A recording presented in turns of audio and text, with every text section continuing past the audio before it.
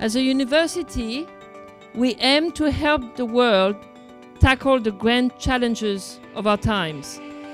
The Ben Sadoun School of Retail Management seeks to establish more partnerships like this one with RILA to bridge the silos and knowledge gaps that exist when it comes to making organizations more sustainable.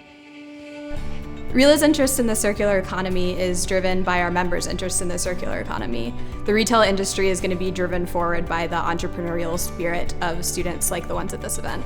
Students actually do need to put into practice what they've learned at university, and case competitions are a great opportunity to do so.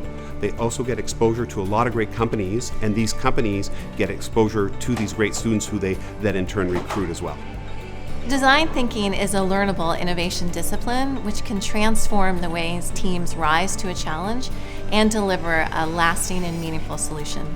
The 7-week design process is really valuable because it gives us a chance to slow down and gets us a chance to look into each of our product fields and sort of get to see how they exist and what their world looks like. And really we can insert ourselves into that in a way that's really different from what we see in most competitions.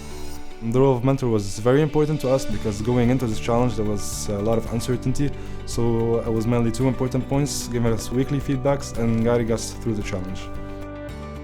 As a sustainability student, I think that bringing these issues and solutions to the minds of some of the top retailers in the world is just really crucial to enacting change. By taking part in the Global Retail Challenge, I learned that the circular economy can really be applied across any industry, and it just makes sense for sustainable and financial growth.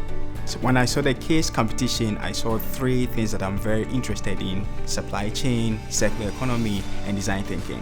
And I felt that this is going to give me an international exposure around these major interests, so I said, why not? I jumped on board.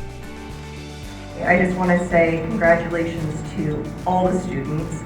I could see each of your businesses come alive before my eyes. I think you did a beautiful job of presenting them.